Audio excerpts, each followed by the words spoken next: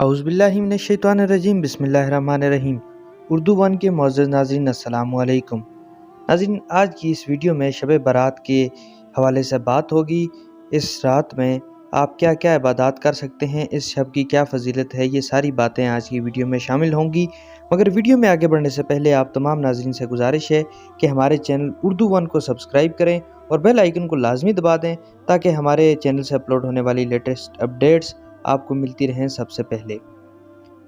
آپ صلی اللہ علیہ وسلم نے رمضان المبارک کے ساتھ انس پیدا کرنے کے لیے شعبان المعظم کی 15ویں رات اور اس دن کے روزے کی ترغیب دی ہے، اور اس بارے میں صرف زبانی ترغیب پر ہی اکتفا نہیں فرمایا بلکہ آپ صلی اللہ علیہ وآلہ وسلم عملی طور پر خود اس میدان میں سب سے آگے نظر آتے ہیں۔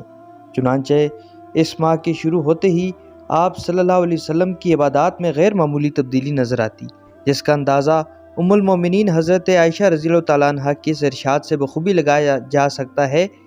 آپ رضی اللہ تعالیٰ عنہ فرماتی ہیں کہ میں نے نبی پاک صلی اللہ علیہ وسلم کو شعبان کے علاوہ کسی اور مہینے میں کثرت سے نفلی روزے رکھتے نہیں دیکھا۔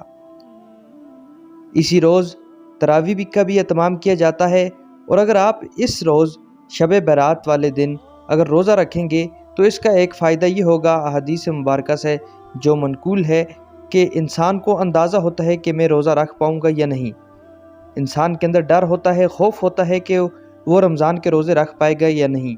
بعض جگہوں پر موسم کی سختیوں کی وجہ سے لوگ ڈر رہے ہوتے ہیں، بعض لوگ جسمانی بیماری یا کمزوری کی وجہ سے۔ تو لہٰذا اسلام نے ایک طریقہ کار وضع کیا ہے کہ آپ ایک دن پہلے روزہ رکھیں تاکہ آپ کو اپنی جسمانی صحت کے لحاظ سے اندازہ ہو جائے کہ آپ روزہ رکھ سکتے ہیں یا نہیں۔ اسی طرح رات کو 1 گھنٹہ آپ نکال کر تراویح کی نماز ادا کریں، اس کے بعد آپ 12 رکعت نماز نفل ادا فرمائیں، جس کا حوالہ میں ابھی آپ کو دیتا ہوں۔ پیارے نبی صلی اللہ علیہ وسلم کا فرمان ہے، جو شخص آج کی شب 12 رکعت نماز نفل 2 یا 4 کر کے پڑھے گا تو اللہ تعالیٰ اس کو 12,000 شہیدوں کا ثواب عطا فرمائے گا۔ 12 سال کی عبادت کا ثواب اللہ تعالیٰ لکھتا ہے، اور گناہوں سے اس طرح پاک ہو جاتا ہے وہ شخص جیسا کہ آج ہی اس نے جنم لیا ہو، اور 80 دن تک اس کے گناہ نہیں لکھے جاتے۔ مزید ارشاد گرامی ہے کہ جو شعبان کی پہلی رات اور آخری جمعرات کو روزہ رکھے گا تو اللہ تعالیٰ اپنے فضل و کرم سے اس کو جنت میں جگہ عطا فرمائے گا۔ خاتون جنت حضرت فاطمہ فرماتی ہیں کہ جو شخص 8 رکعت نماز نفل 8 رکعت اکٹھے ایک سلام کے ساتھ ادا کرے اور اس کا ثواب مجھے پہنچائے تو میں اس وقت تک جنت میں قدم نہ رکھوں گی جب تک اس شخص کی بخشش نہ کروا لوں گی۔ نفل پڑھنے کا طریقہ کچھ اس طرح سے ہے۔ سورۃ فاتحہ الحمدللہ پڑھنے کے بعد 11 مرتبہ سورۃ الاخلاص پڑھے، اور ہر 2 رکعت کے بعد اتحیات میں بیٹھے اور پوری اتحیات پڑھے اور سلام پھیرے بغیر کھڑا ہو جائے۔ اس ترتیب کے ساتھ 8 رکعت نماز نفل مکمل کر کے سلام پھیرے اور اس کا ثواب حضرت فاطمہ کو بخش دے۔